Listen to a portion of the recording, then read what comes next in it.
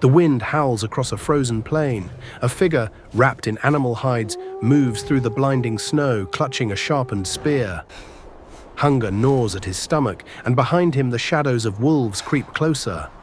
One misstep could mean death, but he keeps walking.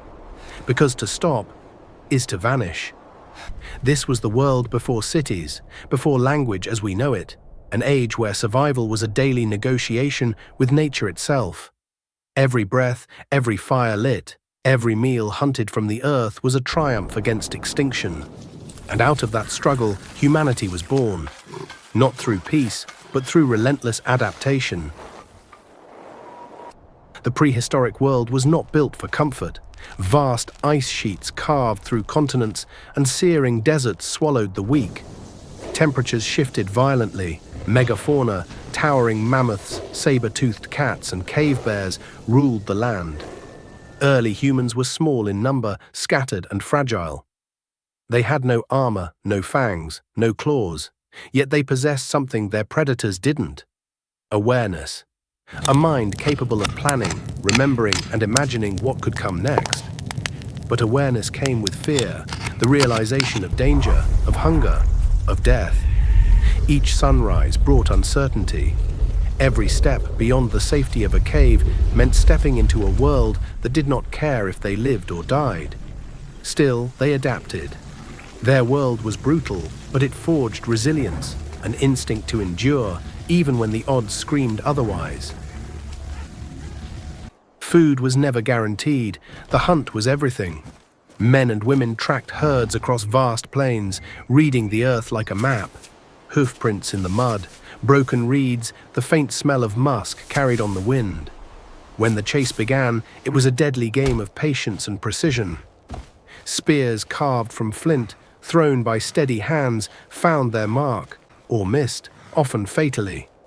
Gatherers searched the forests and riverbanks for edible roots, berries, and shellfish, knowing that one mistake, a poisonous plant, spoiled meat, could wipe out an entire band.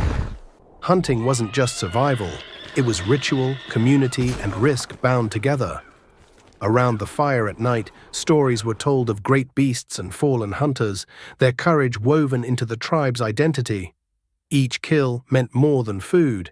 It meant one more day for the species to endure. The world's balance was simple: eat or be eaten. A lone hunter crossing a grassland might hear the guttural roar of a lion before seeing its golden mane. In the forests of Europe, dire wolves hunted in packs, their eyes reflecting the light of the campfire. Humans were never the strongest, but they were the most determined. They studied their predators, learning their habits, mimicking their tactics. Where strength failed, intelligence prevailed. A pit covered with leaves, a spear hardened in fire, these were the first weapons of ingenuity. And sometimes humans won. The bones of saber-toothed cats found with stone spearheads embedded in them tell the story. Prey learned to fight back. Then came fire. It began as lightning striking dry grass, a burst of chaos, but in human hands it became a miracle. Fire offered warmth in the cold, protection against the night, and the power to cook what was once inedible. Flames turned darkness into safety. Around it, tribes gathered, talking, sharing food, shaping tools. The fire was more than a tool. It was the heart of human civilization. It gave time to think, to plan, to dream. Every spark lit the path toward something greater, the ability to control the elements, to bend the wild world to human will. No human survived alone for long. Tribal unity became a strategy, not a choice. Cooperation meant survival, sharing the hunt, protecting the young, caring for the sick. Stone tools evolved into hand axes, spears, and eventually bows. Flint knapping became an art of precision. Every advancement, however small, gave humanity a fraction more control over a chaotic world. They learned to communicate through gestures, symbols, and eventually the first whispers of language. Knowledge passed from one generation to the next, an invisible weapon more powerful than any claw. The world shifted again, and with it came a new wave of dangers.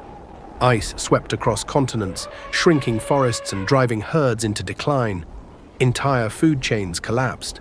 For early humans, every season felt like a tightening trap. Some tribes vanished in the cold, others were scattered by hunger or storms. But a few pushed forward, refusing to yield. They crossed frozen plains and unfamiliar coastlines, following the faint promise of food and warmer land. Each migration was a risk. Every step into the unknown came with the knowledge that turning back meant death. New threats emerged: disease, volcanic winters, violent weather. No spear could fight these enemies. Instead, humans adapted. They learned to sew warmer clothing, build sturdier shelters, and store food for lean months. They fished rivers when game grew scarce and crafted traps to catch smaller animals. Survival became a strategy, not a matter of chance. As the great beasts of the Ice Age slowly disappeared, humans were forced to change again. Without mammoths and other giants, they shifted their diets, sharpened their tools, and explored new environments. Each challenge reshaped them, driving their minds and communities to evolve. And eventually, the world softened. Glaciers withdrew, forests returned, rivers rose with meltwater. Through every trial, famine, frost, predators, and time, humans endured because they adapted faster than the world could break them. They didn't survive because they were the strongest. They survived because they refused to disappear.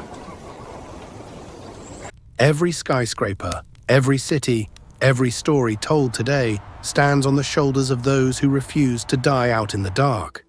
The ancient struggle for survival carved intelligence, empathy, and resilience into our DNA.